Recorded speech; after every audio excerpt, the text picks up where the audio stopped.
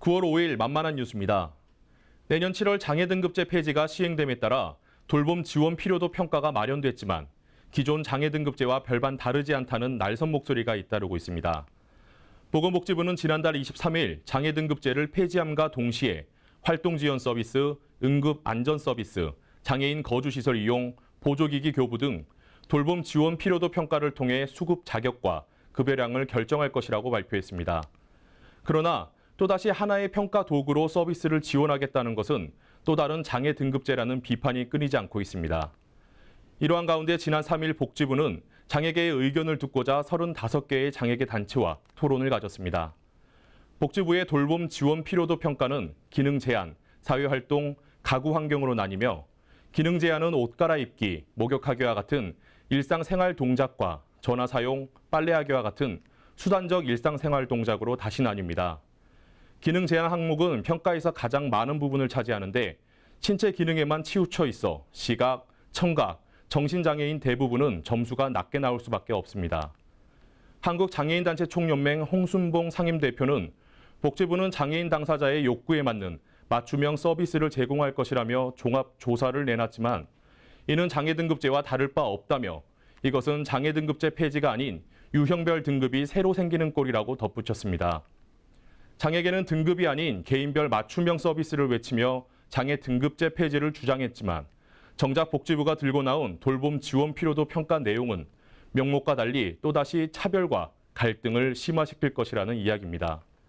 종합조사에 대한 지적이 일자 복지부 장애인 정책관은 발표한 종합조사는 아직 확정된 것이 아니다라며 복지부는 유형별 평가, 표준화 작업 등 여러 방법으로 고민하고 있고 이를 숙제라고 생각하고 장애계 단체와 꾸준히 논의해 풀어나가겠다고 덧붙였습니다. 다음 소식입니다. 기아자동차와 그린라이트가 함께하는 사회공헌사업 초록여행이 한가위 귀성 이벤트를 진행합니다. 이번 이벤트는 민족 최대 명절인 추석을 맞아 고향 방문에 어려움을 겪는 휠체어 장애인 가정을 지원하기 위해 진행됩니다. 이벤트 지원은 오는 16일까지 초록여행 홈페이지를 통해 신청할 수 있으며 선정 여부는 18일 홈페이지에서 확인할 수 있습니다. 사형 공모를 통해 선정된 13가정에게는 추석 연휴 기간 6박 7일간 카니발 이지 무브 차량과 함께 유류비와 귀성 선물, 여행 경비 50만 원 등의 혜택이 제공됩니다. 카니발 이지 무브 차량은 장애인들이 직접 운전할 수 있도록 해주는 특수장치인 핸드 컨트롤러와 승하차를 용이하게 해주는 전동 회전 시트, 휠체어 탑재가 가능한 트래커 등을 탑재한 차량입니다. 기아차 관계자는 추석을 맞아 초록여행을 사랑해주는 고객들에게 보답하고자 이번 이벤트를 준비했다며 초록여행과 함께 따뜻하고 풍성한 한가위를 보내시면 좋겠다고 말했습니다. 다음 소식입니다. 한국노인인력개발원과 코레일테크는 농산 어촌 지역, 양질의 노인 일자리 창출을 위한 업무 협약을 지난 4일 체결했습니다. 두 기관은 양질의 노인 일자리 창출을 통해 지역 주민들의 삶의 질 향상에 일조하고 공공기관의 사회적 가치 실현을 선도하는 데 앞장서기로 합의했다고 밝혔습니다.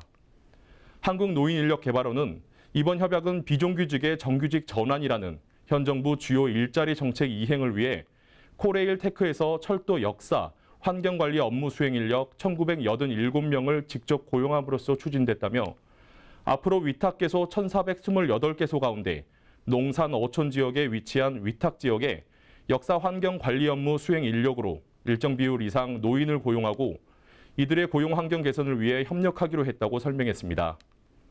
이 밖에 자세한 사항은 웰페어 뉴스 홈페이지와 장애인 신문, 복지TV 뉴스를 통해 확인하실 수 있습니다.